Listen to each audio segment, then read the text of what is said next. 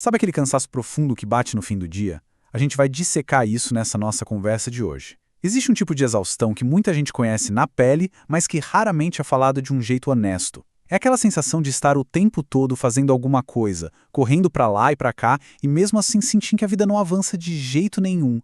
Exatamente. E aí, a grande pergunta que fica martelando na nossa cabeça é: por que todo esse movimento constante raramente vira um progresso real? É aquela rotina pesada, sabe? Acordar, responder mensagens sem parar, apagar incêndio o dia todo e quando chega a noite fica só aquela sensação incômoda de ter corrido uma maratona exaustiva, mas sem ter saído da linha de largada. O desgaste físico e mental tá lá no teto, mas o resultado simplesmente não acompanha. E olha, é muito importante a gente deixar uma coisa bem clara logo de cara. Essa falta de progresso não tem absolutamente nada a ver com preguiça ou falta de vontade. O problema é que estar ocupado e avançar de verdade acabaram se misturando. Existe um mal-entendido muito forte na nossa cultura atual, onde simplesmente gastar energia vira um mérito por si só, mesmo quando essa energia não leva a gente 1 milímetro sequer na direção de um objetivo concreto. E isso leva a gente direto para a primeira parte dessa análise. Ocupado não é produtivo. Vamos desconstruir agora essa ilusão de que ter uma rotina exaustiva é sinônimo de produtividade. Para entender o que está rolando de verdade, a gente precisa olhar para a lei de Parkinson. Essa é uma ideia de 1955, super simples, mas que é um verdadeiro tapa na cara. A regra é a seguinte: o trabalho sempre se expande para preencher o tempo que a gente tem disponível para ele. Na prática, se a gente tem 3 horas para entregar um relatório, ele vai levar 3 horas. Mas se a gente tiver o dia inteiro livre para isso, adivinha? Aquele mesmo relatório vai se arrastar pelo dia todinho. Então, muitas vezes, essa sensação de agenda lotada não é excesso de trabalho, é só falta de limites claros. E construindo em cima dessa ideia, o pesquisador Cal Newport traz uma visão muito bacana separando o nosso esforço em trabalho raso e trabalho profundo. O trabalho raso é aquele cheio de interrupções, tipo responder e-mail freneticamente ou participar de reunião que podia ser só um recado rápido. É baixo valor agregado. Já o trabalho profundo exige foco total e cria um resultado tangível de verdade. O nosso grande problema moderno é passar a semana inteira afogado nesse trabalho raso. Isso cria uma ilusão gigante de produtividade, quando, na real, a gente só está fazendo a roda girar no mesmo lugar. E sabe onde essa ilusão de avanço fica ainda mais óbvia? Num conceito do James Clear que separa movimento e ação. Olha só, parece a mesma coisa, mas não é. Movimento é planejar, pesquisar, organizar as coisas. Ação é executar e criar algo que muda a realidade. É muito clássico a gente passar uma hora inteira arrumando uma lista de tarefas, colocando tudo por cor. O cérebro adora isso, ele é enganado e se sente super produtivo.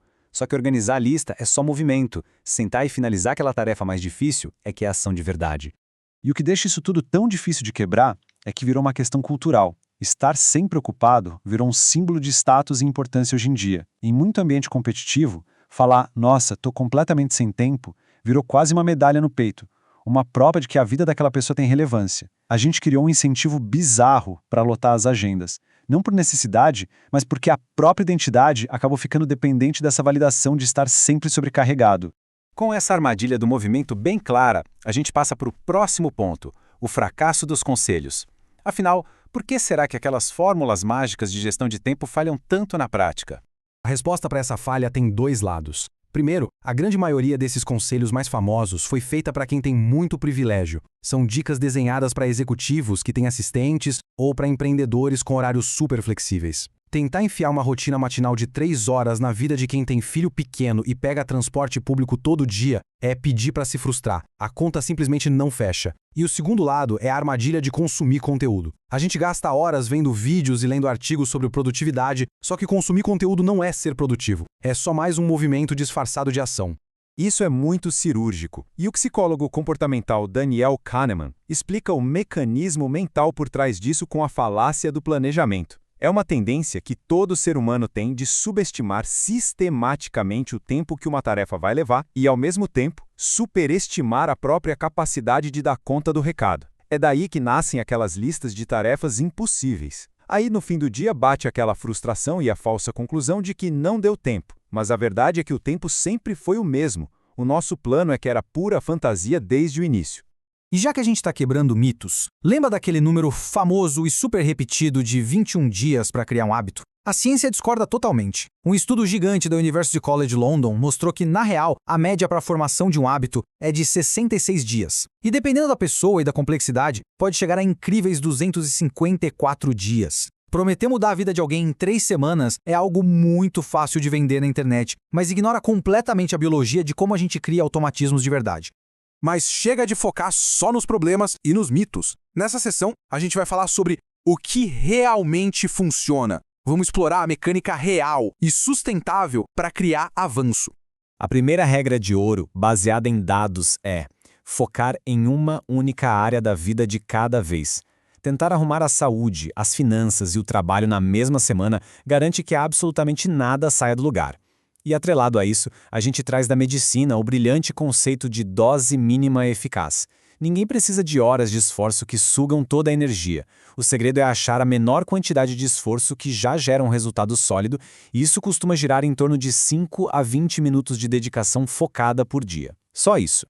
Isso bate de frente com aquele conflito clássico entre consistência e intensidade. A neurociência demonstra que os caminhos neurológicos de um novo hábito se formam muito mais rápido com pequenas repetições diárias. Aquelas maratonas de 10 horas de estudo ou de trabalho no fim de semana só geram uma fadiga extrema a longo prazo. O nosso cérebro aprende e se adapta muito melhor repetindo um pouquinho de forma constante do que com essas explosões de força bruta insustentáveis.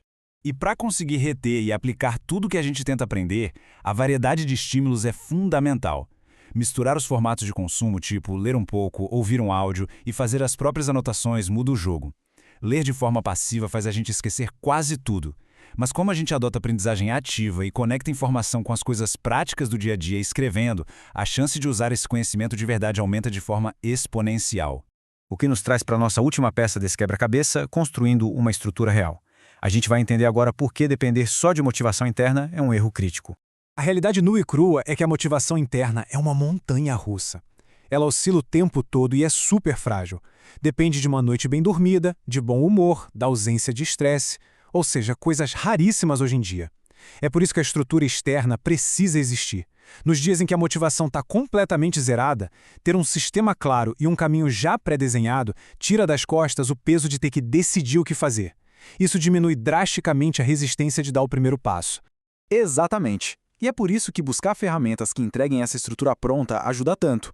Uma que se encaixa perfeitamente com tudo que a gente conversou aqui é a plataforma Ascendis Life. Em vez de só jogar um monte de dicas genéricas, ela constrói um plano de 28 dias totalmente personalizado, focado nas prioridades reais da rotina. E o mais legal é que ela integra leitura, áudio e um espaço para anotações num lugar só, estimulando aquela aprendizagem ativa que a gente mencionou. O melhor de tudo é que dá para criar esse plano e começar de forma totalmente gratuita. Fica aqui como uma recomendação super genuína para estruturar o dia a dia. O link para acessar o Ascendis Life em português está na bio e logo aqui embaixo no primeiro comentário.